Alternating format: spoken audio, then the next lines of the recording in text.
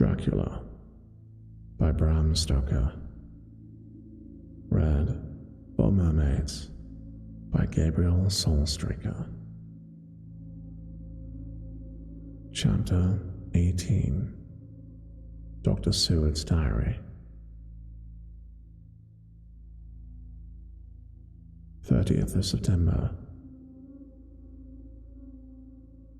I got home at 5 o'clock and found that Godalming and Morris had not only arrived, but had already studied the transcript of the various diaries and letters which Harker and his wonderful wife had made and arranged. Harker had not yet returned from his visit to the Carrier's men, of whom Dr. Hennessy had written to me. Mrs. Harker gave us a cup of tea, and I can honestly say that the first time since I have lived in it, this old house seemed like home. When we had finished, Mrs. Harker said, "Dr. Seward, may I ask you a favor? I want to see your patient, Mr. Renfield. Do let me see him. What you have said of him in your diary interests me so." She looked so appealing that I could not refuse her, and there was no possible reason why I should, so I took her with me. When I went into the room, I told the man that a lady would like to see him, to which he simply answered, "Why?" "She is going through the house and wants to see everyone in it," I answered. "Oh, very well," he said. "Let her come in by all means, but just wait a minute till I tidy up the place." His method of tidying was peculiar. He simply swallowed all the flies and spiders in the boxes before I could stop him. It was quite evident that he feared or was jealous of some interference. When he had got through his disgusting task, he said cheerfully, "Let the lady come in," and sat down on the edge of his bed with his head down, with his eyelids raised so that he could see her as she entered. For a moment I thought he might have some homicidal intent. I remembered how quiet he had been just before he attacked me in my own study, and I took care to stand where I could seize him at once if he attempted to make it spring at her. She came into the room with an easy gracefulness which would at once command the respect of any lunatic, for easiness is one of the qualities that mad people respect. She walked over to him, smiling pleasantly, and held out her hand. "Good evening, Mr. Renfield," said she. "You see, I know you, for Dr. Seward has told me of you." He made no immediate reply, but eyed her all over intently, with a set frown on his face. This gave way to one of wonder, which merged in doubt. Then, to my intense astonishment, he said, "You're not the girl the doctor wanted to marry, are you? You can't be, you know. She's dead." Mrs. Harker smiled sweetly as she replied, "Oh no. I have a husband of my own, to whom I was married before I ever saw Dr. Seward, or he me. I'm Mrs. Harker." "Then what are you doing here?" "My husband and I are staying on a visit with Dr. Seward." "Then don't stay." "But why not?" I thought that this style of conversation might not be pleasant to Mrs. Harker, any more than it was to me, so I joined in. "How did you know I wanted to marry anyone?" His reply was simply contemptuous, given in a pause in which he had turned his eyes from Mrs. Harker to me, instantly turning them back again. "What an asinine question." "I don't see that at all, Mr. Renfield," said Mrs. Harker, at once championing me. He then replied to her with as much courtesy and respect as he had shown in contempt to me. "You will of course understand, Mrs. Harker, that when a man is so loved and honoured as our host is, everything regarding him is of interest in our little community. Dr. Seward is loved not only by his household and friends, but even by his patients, who, being some of them hardly in mental equilibrium, are apt to distort causes and effects. Since I myself have been an inmate of a lunatic asylum, I cannot but notice that the sophistic tendencies of some of its inmates lean towards the errors of non causa and ignoratio elenchi. I positively opened my eyes at this new development. Here was my own pet lunatic, the most pronounced of his type I'd ever met, talking elemental philosophy with the manner of a polished gentleman. I wonder if it was Mrs. Harker's presence which had touched some chord in his memory. If this new face was spontaneous, or in any way due to her unconscious influence, she must have some rare gift or power. We continued to talk for some time, and seeing that he was seemingly quite reasonable, she ventured, looking at me questioningly as she began. She led him on his favorite topic. I was again astonished, for he addressed himself to the question with impartiality, with the completest sanity. He even took himself as an example when he mentioned things.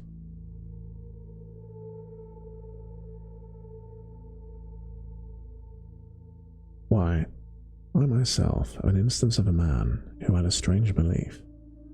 Indeed, it was no wonder that my friends were alarmed and insisted on me being put under control. I used to fancy that life was a positive and perpetual entity, and that by consuming a multitude of live things, no matter how low in the scale of creation, I might indefinitely prolong life. At times I held the belief so strongly, I actually tried to take human life. The doctor here will bear me out on one occasion. I tried to kill him for the purpose of strengthening my vital powers, for by the assimilation with my own body of his life through the medium of his blood, relying, of course, upon the scriptural phrase, "For the blood is life." Though indeed, the vendor of a certain nostrum has vulgarized the truism to the very point of contempt. Isn't that true, Doctor? I nodded assent, for I was so amazed that I hardly knew what to think or say. It was hard to imagine that I had seen him eat spiders and flies not 5 minutes before. Looking at my watch, I saw that I should go to the station to meet Van Helsing, so I told Miss Harker that it was time to leave. She came at once, after pleasantly saying to Mr. Enfield, "Goodbye, and I hope I may see you often, under auspices pleasant to yourself." To which, to my astonishment, he replied, "Goodbye, my dear. I pray God I may never see your sweet face again. May He bless and keep you." When I went to the station to meet Van Helsing, I left the boys behind me. Poor Art seemed more cheerful than he has been since Lucy first took ill, and Quincy is more like his bright own self than he has been for many a long day. Van Helsing stepped from the carriage with the eager nimbleness of a boy. He saw me at once and rushed up to me, saying, "Ah, friend John, how goes all? Well, I have been busy, for I come here to stay, if need be. All affairs are settled with me, and I have much to tell. Madam Mina is with you, yes, and so a fine husband, and Arthur and Quincy, they are with you too. Good." As I drove to the house, I told him what had happened, and I found my own diary had come to be of some use, at which the professor interrupted me. "Ah, that wonderful Madam Mina. She has a man's brain, a brain that a man would have were he much gifted, yet a woman's heart. The good God fashioned her for a purpose, believe me, when he made that so good a combination. Friend John, up now fortune has made that woman of help to us. After tonight, she must not have to do with this terrible affair. It is not good that she run a risk so great. We men are determined, nay, are we not pledged, to destroy this monster but it is in no part for a woman. Even if she not be harmed, her heart may fail her in so much as so many horrors, and thereafter she would suffer, both in waking from her nerves and in sleep from her dreams. And besides, she is a woman and not so long married. There may be other things to think of sometime, if not now. You tell me she has wrote all, that she must consult with us. But tomorrow, say goodbye to this work, and we go alone. I heartily agreed with him, and when I told him what we had found in his absence, that the house which Dracula had brought was the very next one to my own, he was amazed, and a great concern seemed to come over him. Oh, that we had known it before, he said, for then we might have reached him in time to save poor Lucy. However, the milk that is spilt cries not out afterwards, as you say. We shall not think of that, but go on our way to the end. Then he fell into a silence that lasted till we entered my own gateway. Before we went to prepare for dinner, he said to Mrs. Harker, I am told, Madam Mina, by my friend John, that you and your husband have put up in exact order all things that have been to this moment. Not to this moment, Professor, she said impulsively, but up to this morning. But why not up to now? We have seen hitherto how good light all the little things have made. We have told our secrets, yet no one who is told is the worse. Mrs. Harker began to blush, and taking a paper from her pocket, she said, Dr. Van Helsing, will you read this and tell me if it must go in? It is my record of today. I too have seen the need of putting down at present everything, however trivial, but there is little in this except what is personal. Must it go in? The professor read it over gravely and handed it back, saying, It need not go in if you do not wish it, but I pray that it may. It can but make your husband love you the more, and all us your friends more honour you, as well as more esteem and love. She took it back with another blush and a bright smile.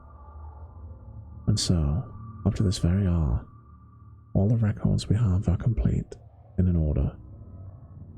The professor took one copy to study after dinner, and before our meeting, which was fixed for 9 o'clock.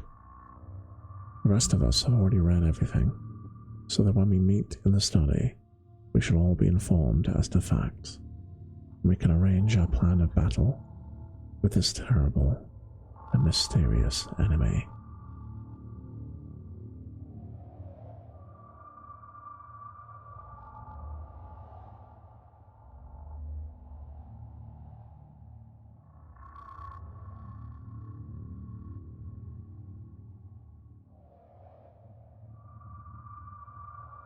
Just a second, chat. I'm going to make a slight microphone adjustment. One moment.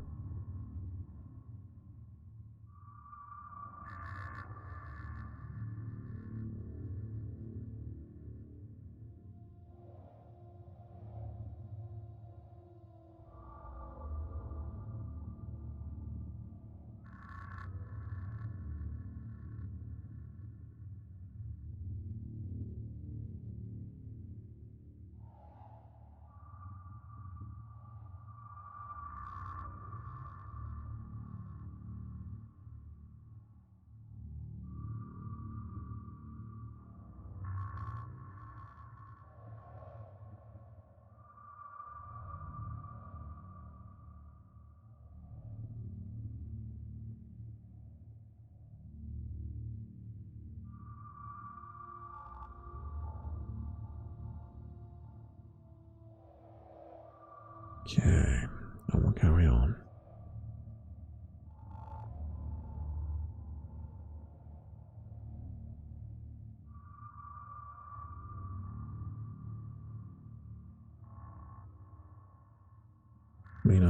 Vampires Journal.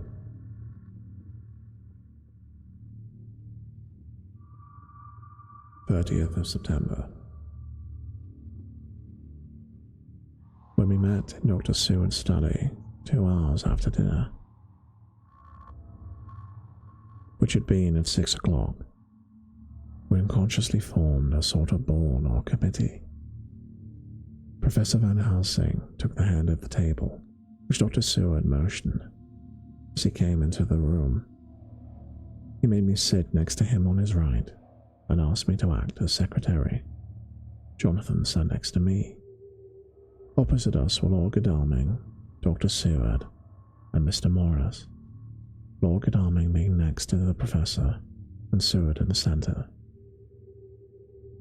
The professor said, "I may, I suppose, take it that we are all acquainted with the facts that are in these papers."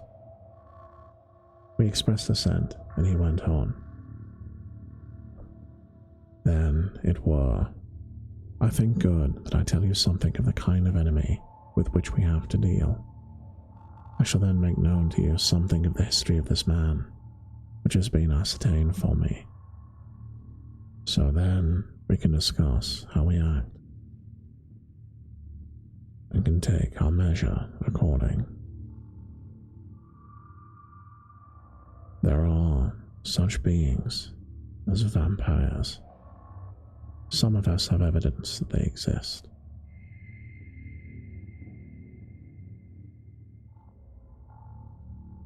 Even if we have not the proof of our own unhappy experience, the teaching and the records of the past give enough proof for sane peoples. I admit that at first I was skeptic. Were it not that through long years I have trained myself to keep an open mind, I could not believe until such time that fact thunder in my ear. See, I prove. Alas, had I known at first what I know, nay, had I even guessed at him, one so precious life had been spared to many of us who did not love her.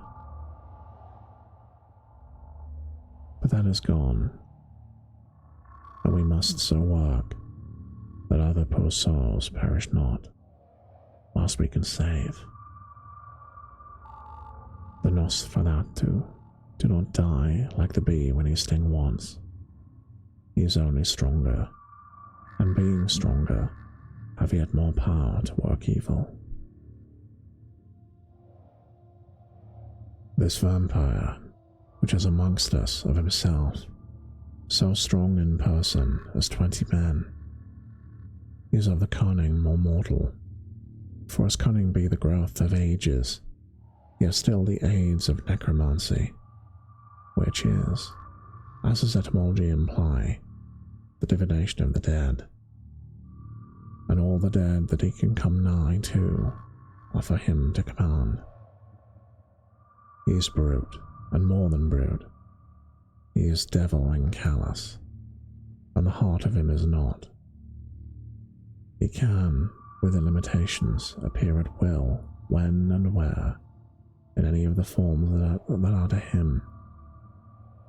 He can, within his range, direct the elements, the storm, the fog, the thunder. He can command all meaner things, the rat, the owl, the bat, the moth, the fox, and the wolf. He can grow and become small. He can at times vanish and come unknown. How then are we to begin our strike to destroy him? How shall we find this where, and having found it, how do we destroy? My friends, this is much. A terrible task that we undertake. There may be a consequence that make the brave shudder. For if we fail in our fight, he must surely win, and where end we?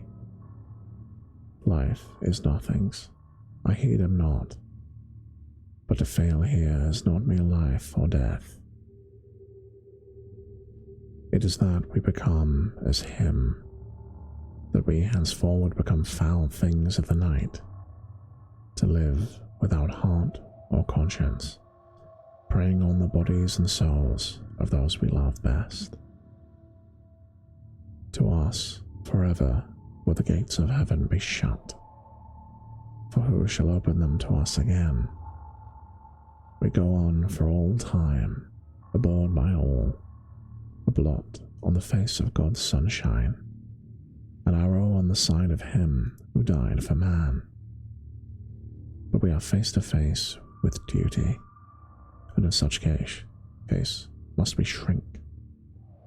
For me, I say no, but then I am old of life, with his sunshine, his fair places, his song of birds, his music and his love. These things lie far behind. You others are young. Some have seen sorrow, but there are fair days yet in store. What say you?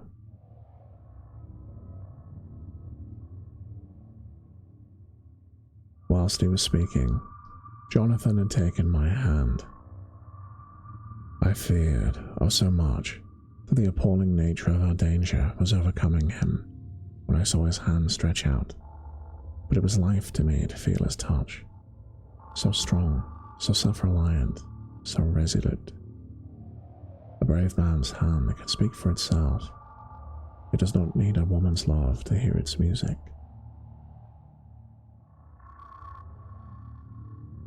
When the professor had done speaking, my husband looked in his eyes, then in my eyes, and I in his. There was no need for speaking between us. I answer for Mina and myself, he said. Count me in, Professor, said Quincy Morris, laconically as usual. I am with you, said Lord Godalming, for Lucy's sake, if for no other reason. Dr. Seward simply nodded.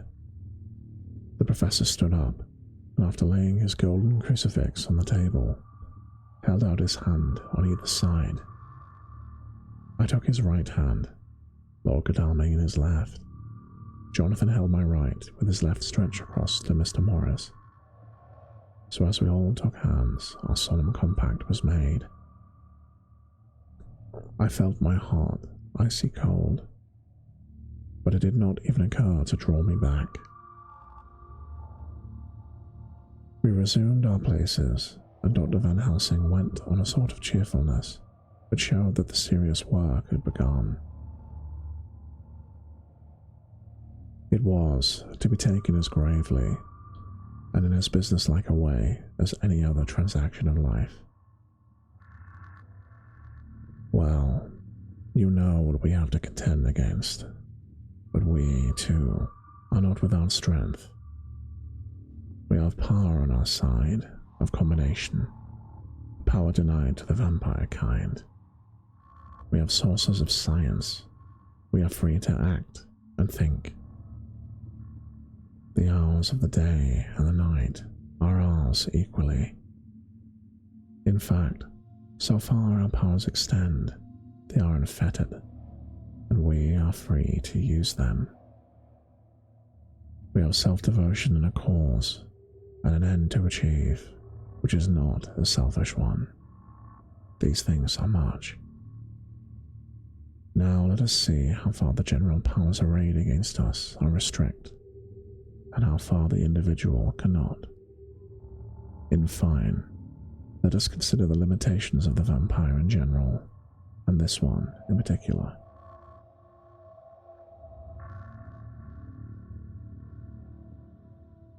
All we have to go on are traditions and superstitions.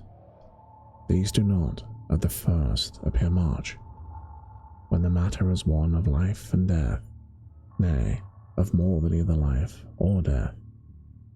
Yet we must be satisfied, in the first place because we have to be. No other means is in our control. And secondly, after all these things, tradition and superstition are everything. Does not the belief in vampires rest for others, though not, alas for us, on them? A year ago, which of us would have received such a possibility? In the midst of our scientific, skeptical, matter-of-fact 19th century. We even scouted a belief that we saw justified under our very eyes. Take it then, that the vampire and the belief in his limitations and his cure rest the moment on the same base. For let me tell you, he is known everywhere that men have been. In old Greece, in old Rome, he flourished in Germany, all over, in France, in India, and even the Cherno Seas, in China, so far from all of us in ways. There even is he, and the peoples the devil-begotten Hun, the Slav, the Saxon, the Magyar. So far then, we have all we may act upon, and let me tell you that very much of the beliefs are justified by what we have seen in our own so unhappy experience. The vampire live on, and cannot die by mere passing of time. He can flourish, but that he can fatten on the blood of the living. Even more we have seen amongst us, that he can grow younger. His vital faculties grow strenuous, and seem as though they refresh themselves when his special pabulum is plenty. But he cannot flourish without his diet. He eat not as others. Even friend Jonathan, who lived with him for weeks, did never see him eat, never. He throws no shadow, he make in the mirror no reflection, again as Jonathan observes. He has the strength of many of his hand. Witness again Jonathan, when he shut the door against the wolves,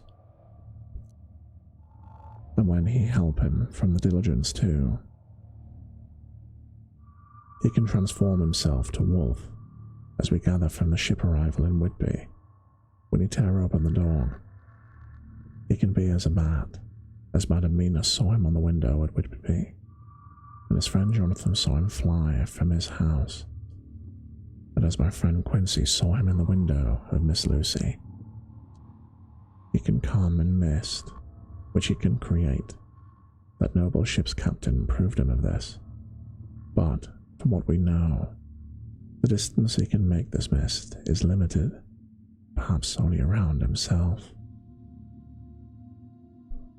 He can come on moonlight rays as elemental dust, as again Jonathan saw those sisters in the castle of Dracula. He became small. We ourselves saw Miss Lucy, as she was at peace, slip through a hairbreadth space at the tomb door. He can, when once he find his way, come out from everything, or into anything, no matter how close it be, bound up or fused with fire. He can see the dark, in the dark.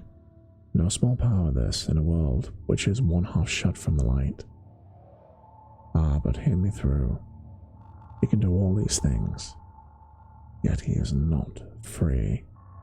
Nay, he is even more prisoner than the slave of the galley, than the madman in his cell. He cannot go where he lists.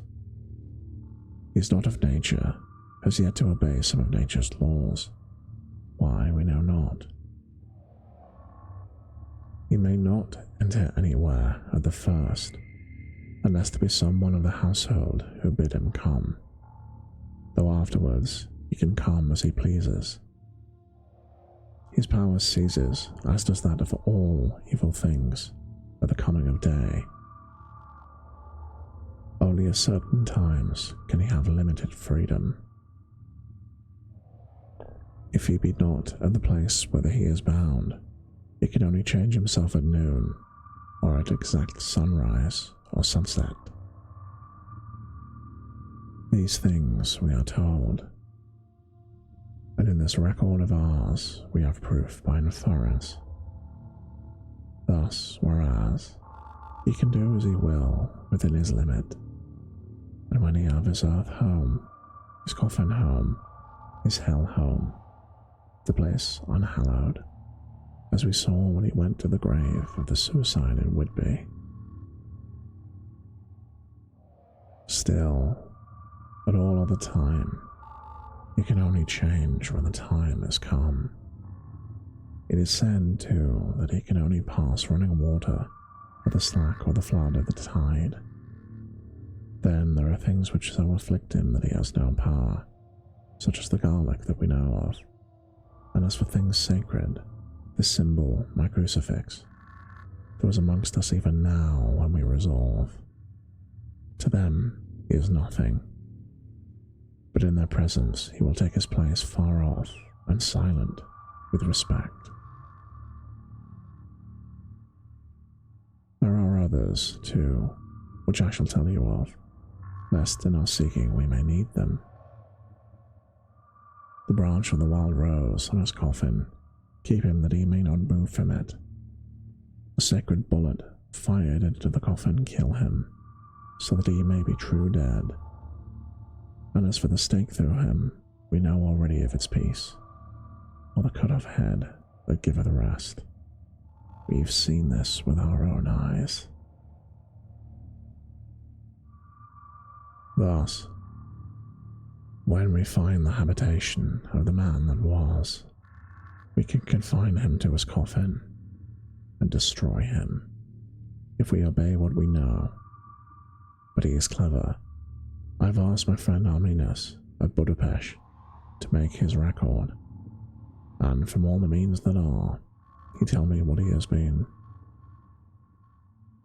He must, indeed, have been that Furry Dracula, who won his name against the Turk, over the great river on the very frontier of Turkey land.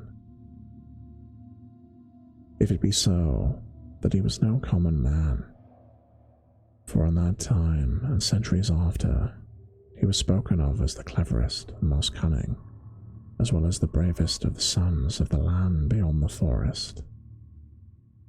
That mighty brain and iron resolution went with him to his grave, and even now are arrayed against us. The Draculas were, says Arminius, a great and noble race, though now and again were scions who were held by the covils to have had dealings with the evil one. They learned his secrets in the Skolomats, amongst the mountains over Lake Hermanstadt, where the devil claims the 10th scholar as his due. In the records are such words as Strogoika, witch, Ordug, and Pakol, Satan and a hell, and in one manuscript this Dracula is spoken of as vampire, which we all understand too well. There have been from the loins of this one very great man, and good women, and their graves make sacred earth, where alone this foulness can dwell. For it is not the least of its terrors that this evil thing is rooted deep in all good. In soil barren of holy memories, it cannot rest.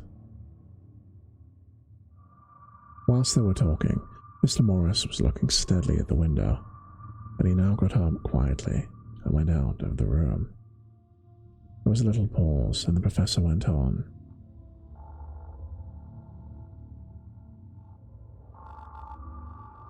And now we must settle what we do. We have much data, and we must proceed to lay out our campaign.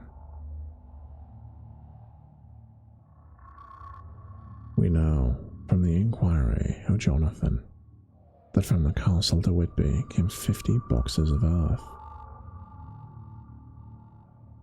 All of these were delivered at Carfax. We also know that some of these boxes have been removed.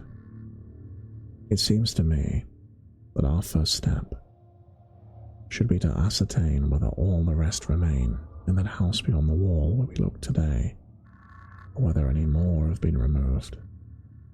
If the latter, we must trace. Here we were interrupted in a startling way. Outside the house came the sound of a pistol shot. The glass of the window was shattered with a bullet, which, ricocheting from the top of the embrasure, struck the far wall of this room. I'm afraid I'm at heart a coward, so I shrieked out. The men all jumped to their feet. Lord Godalming flew over to the window and threw up the sash.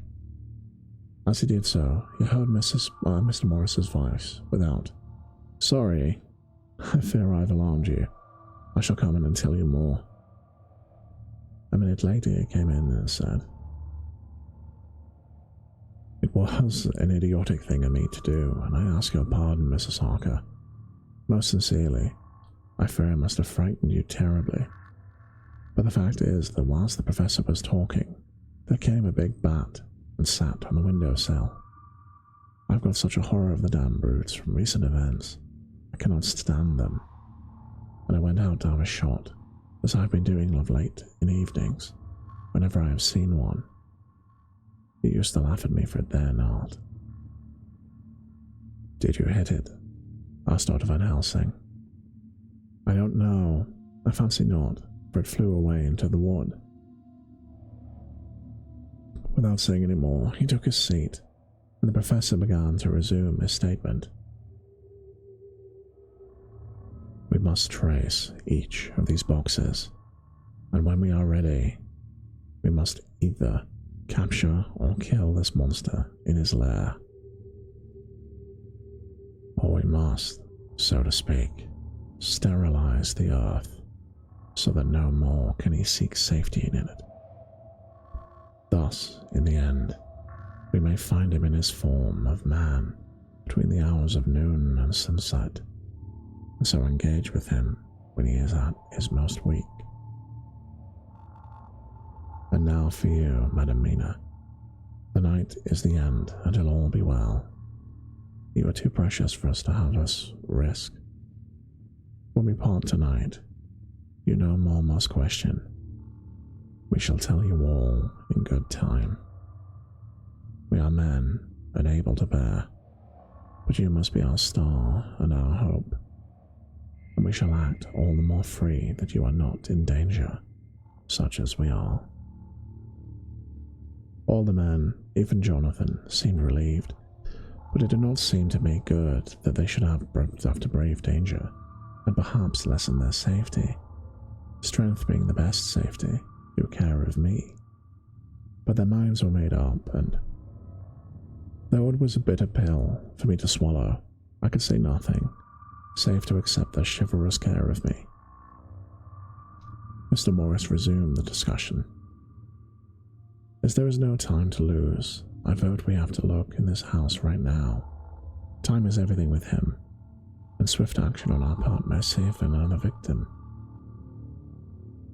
I own that my heart began to fail me when the time for action came so close, but I did not say anything, for I had a greater fear that if I appeared as a drag or hindrance to their work, they might leave me out their counsels altogether.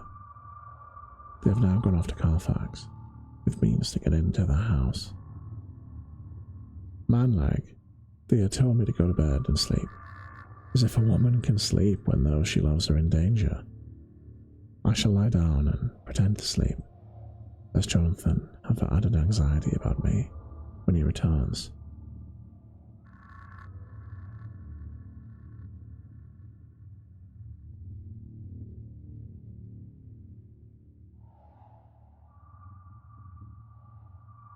Dr. Seward's Diary. 1st of October, 4 a.m. Just as we were about to leave the house, an urgent message was brought to me from Renfield to know I would see him at once, as he had something of the utmost importance to say. I told the messenger to say that I would attend his wishes in the morning, as I was busy, but the attendant added, "He seems very importunate, sir. I've never seen him so eager.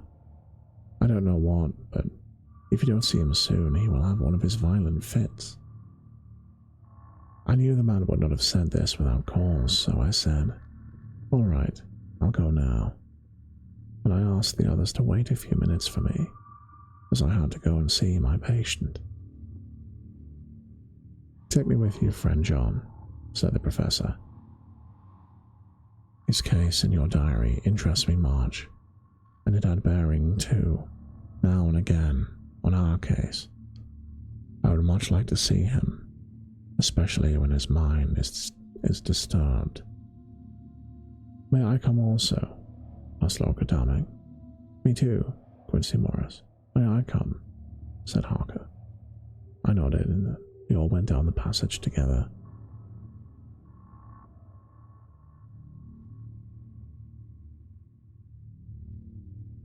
We found him in a state of considerable excitement, but far more rational in his speech and manner than I'd ever seen. There was an unusual understanding of himself, which was unlike anything I'd ever met with a lunatic. He took it for granted that his reasons would prevail with others entirely sane. We all four went into the room, but none of the others at first said anything. His request was that I would once release him from the asylum and send him home. This he backed up with arguments regarding his complete recovery and adduced his own existing sanity. I appeal to your friends, he said. They will, perhaps, not mind sitting in judgment on my case. By the way, you have not introduced us. I was so much astonished that the oddness of introducing a madman in an asylum did not strike me at the moment. And besides, there was a certain dignity in the man's manner, so much of the habit of equality, that I had once made the introduction. Lord Godalming, Professor Van Helsing, Mr. Quincy Morris of Texas, Mr. Renfield. He shook hands with each of them, saying in turn, Lord Godalming, I had the honour of seconding your father at the Wyndham. I grieve to know, by your holding the title, that he is no more. He was a man loved and honoured by all that knew him, and in his youth was, I have heard, the inventor of a burnt rum punch, much patronised on Derby night. Mr. Morris, you should be proud of your great state. Its reception into the Union was a precedent which may have far-reaching effects hereafter, when the pole and the tropics may hold alliance to the stars and stripes. The power of treaty may yet prove a vast engine of enlargement, when the Monroe doctrine takes its true place as a political fable. And what shall any man say of his pleasure in meeting Van Helsing? Sir, I make no apology for dropping all forms of conventional prefix. When an individual has revolutionized therapeutics by his discovery of the continuous evolution of brain matter, conventional forms are unfitting, since they would seem to limit him to one of a class. You, gentlemen, who by nationality, by heredity, or the possession of natural gifts, are fitted to hold your respective places in the moving world. I take to witness that I am as sane, at least as the majority of men, who are in full possession of their liberties. And I am sure you, Dr. Seward, humanitarian and medical jurist as well as scientist, will deem it a moral duty to deal with me as one to be considered as under exceptional circumstances. He made that last appeal with a courtly air of conviction which was not without its own charm. I think we were all staggered. For my own part, I was under the conviction, despite my knowledge of the man's character and history, that his reason had been restored, and I felt under a strong impulse to tell him that I was satisfied to his sanity, and would see about the necessary formalities for his release in the morning. I thought it better to wait, however, before making so grave a statement, for of old I knew the sudden changes to which his particular patient was liable. So I contented myself with making a great statement that he appeared to be improving rapidly, and that I would have a longer chat with him in the morning. And then I would see what I could do in the direction of meeting his wishes. This did not at all satisfy him, for he said, quickly, But I fear, Dr. Seward, that you hardly apprehend my wish. I desire to go at once, here, now, this very hour, this moment, if I may. Time presses, and in our implied agreement with the old scytheman, it is of the essence of contract. I'm sure it is only necessary to put before so admirable a practitioner as Dr. Seward so simple, yet so momentous a wish, to ensure its fulfillment. He looked at me keenly, and seeing the other negative on my face, turned to the others and scrutinized them closely. Not meeting any sufficient response, he went on. Is it possible that I have erred in my supposition? You have, I said, frankly, but at the same time I felt brutally. There was a considerable pause, and then he said, slowly, "Then I suppose I must shift the ground of my request. Let me ask this concession, boon, privilege, what you will. I'm content to implore, in such a case, not on personal grounds, but for the sake of others. I am not at liberty to give you the whole of my reason, but you may, I assure you, take it from me that they are good ones, sound and unselfish, and sprang from the highest sense of duty. Could you look, sir, into my heart, you would approve to the full sentiments of your...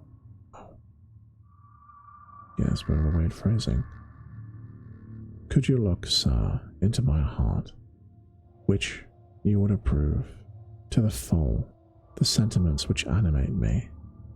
Nay, more, you would count me amongst the best and truest of your friends. Again, he looked at us all keenly. I had a growing conviction that this sudden change of his entire intellectual method was but yet another form or phrase of his madness, and so determined to let him go on a little longer, knowing from experience that he would, like all lunatics, give himself away in the end. Van Helsing gazed at him with a look of utmost intensity, his bushy eyebrows almost meeting with a fixed concentration of his look. He said to Renfield, in a tone which did not surprise me at the time, but only when I thought of it afterwards, for it was as if addressing an equal,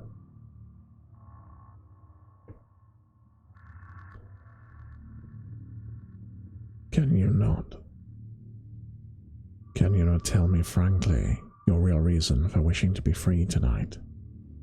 I will undertake that if you will satisfy me, a stranger, without prejudice, with the habit of keeping an open mind, Dr. Seward will give you, at risk and his own responsibility, the privilege you seek. He shook his head sadly, and with a poignant look of regret on his face, the professor went on. Come, sir, bethink yourself. You claim the privilege of reason in the highest degree, since you seek to impress us with your complete reasonableness. You do this, whose sanity we have reason to doubt, since you are not yet released from medical treatment for this very defect. If you will not help us in our effort to choose the wisest course, how can we perform the duty which you yourself put upon us? Be wise and help us, and if we can, we shall aid you to achieve your wish.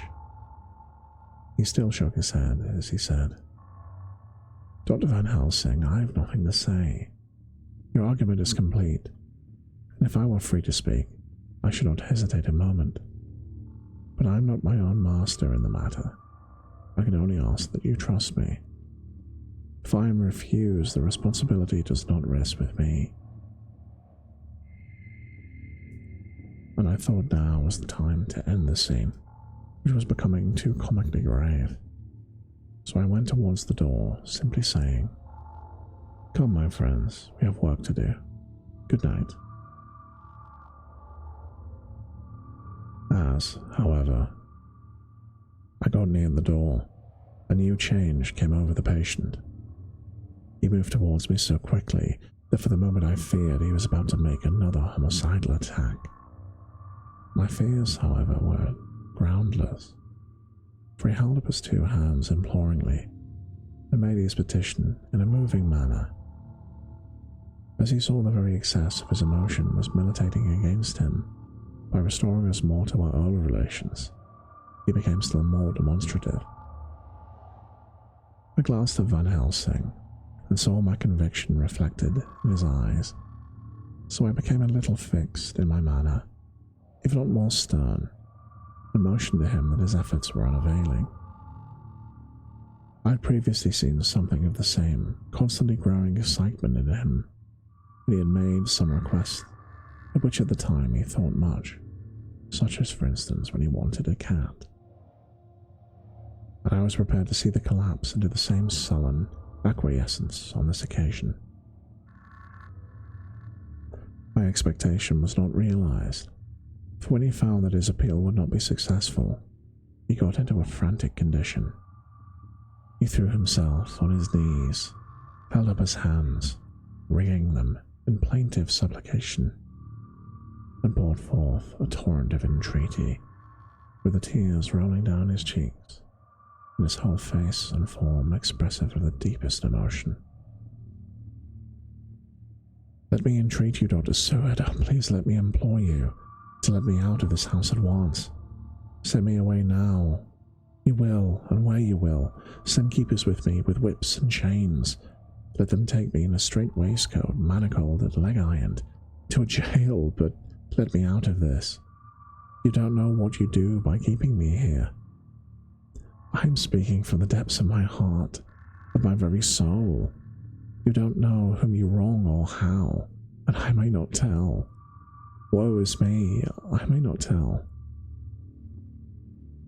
By all you hold sacred, by all you hold dear, by your love that is lost, by your hope that lives, for the sake of the Almighty, take me out of this and save my soul from guilt. Can't you hear me, man? Can't you understand? Will you never learn? Don't you know that I'm sane and earnest now? I'm no lunatic in a mad fit, but a sane man fighting for his soul. Hear me. Let me go." I thought the longer this went on, the wilder he would get, and so would bring on a fit, so I took him by the hand and raised him up. "Come," I said sternly, "no more of this. We have had quite enough already. Get to your bed and behave more discreetly." He suddenly stopped and looked at me intently for several moments. Then, without a word, he rose and, moving over, sat on the side of the bed. The collapse had come, as on former occasions, just as I had expected. When I was leaving the room, last of our party, he said to me in a quiet, well-bred voice, "You will, I trust, Dr. Seward, do me the justice to bear in mind later on I did what I could to convince you tonight."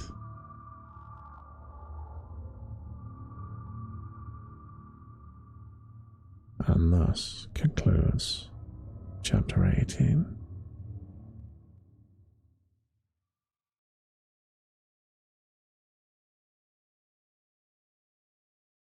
So, with that complete, I'm just going to talk very briefly about what this has been in aid of and what these streams this month are about. Oh, just to clear my throat. I need to hydrate for a second before I do this. Just a moment.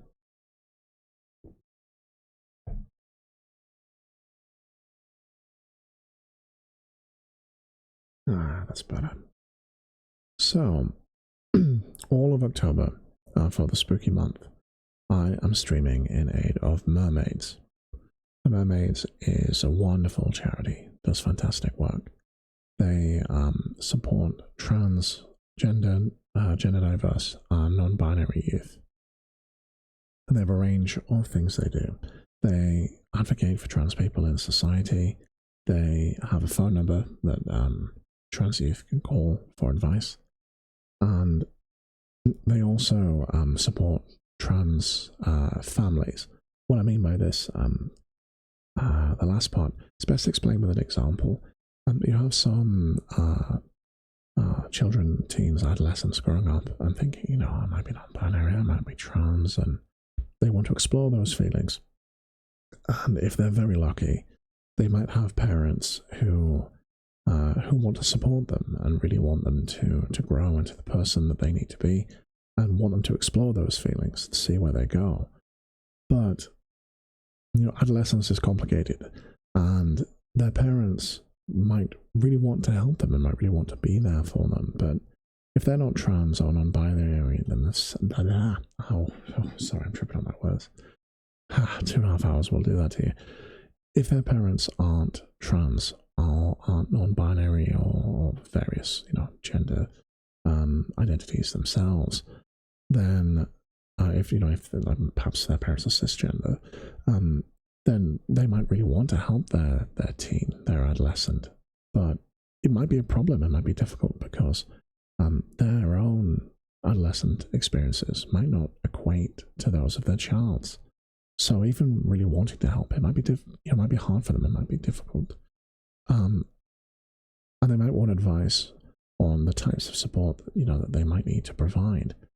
And Mermaids help support families that are in that kind of situation. And I think that's a really great initiative to help the family unit, as it were, in what is a difficult situation, and kind of recognizing that obviously, as we know, it's hard for the adolescent. It's difficult for them. But, it must be difficult for their parents too, if they really want to help, but they just can't, or they find that difficult too. And, but it helps. But, the help of the family unit can help keep them together and can help, the parents give them the support they need. And I think, I'm not a parent myself, but I think all parents want to see their child kind of grow and become the person they're supposed to be and find themselves and be happy and healthy and find community, and that they'll benefit from anything that helps them provide those things for their child. So Mermaids are great. They do all this great work, and we're in a position in society where society has done a lot of things in recent times to kind of demonize and other trans people for what I see is no good reason. And I think it's great to have charities like Mermaids that are doing this kind of thing. So anyway, if you're in the video now, if you're watching the stream now, I should say, the link is over there I'm putting my head this way. It's over there in the chat. Come to think of it, that's where it is for me. It might not be where it is for you, but it's in the chat, okay? It's the Tiltify link. It's the long one. It's in the chat. If you click on it, there will be details with, more about what the charity does. And very much in a kind of, every penny makes a difference. A couple of pounds, a couple of bucks makes all the difference, and they really will appreciate it. We've raised £110 so far. What I would say, if you look at the campaign, you'll see that there's like a target of £1,000. Don't worry about that. When you create a Tiltify campaign, you have to set a target. So I set £1,000. I just picked a nice round number. It isn't like Kickstarter. Yeah, it's not like a crowdfunding campaign. They will receive the money that you pledge. It's not like, oh, we have to hit 1,000 or they don't get it. It doesn't work like that. They just receive the donations. So they got in touch, actually. They were really touched by the money that had been raised so far, and that was really nice of them to reach out for that. So that's just a sign that this will make a difference and it will mean a lot to them. So yeah, if you are able, if you're in a position fortunate enough to be able to donate to charity, please consider it. And if you're not in that position, no judgment, absolutely no judgment. Times are hard. Things are difficult, right? Things are tricky. The economy's bad. Job market's bad. I totally understand. Lots of us would love to donate more money to charity, but we just can't. You're not able to. It would put you at risk. And don't do that to yourself. But in that scenario, if you know anyone who might be interested, please put the campaign in front of them and let them know, because if we can put it in front of more eyes, they might donate, and then that would be a huge help too. And let's say you can't donate and you don't know anyone that would be able to, then don't worry about it. You're watching the videos. Just being here, you are increasing the viewership of the videos, which is hopefully pushing those up the algo, and other people are seeing that and one might come to the channel and then they may donate. So just by being here, you're doing something to help. So on behalf of mermaids, whether you are donating, sharing, or just watching, in advance, thank you.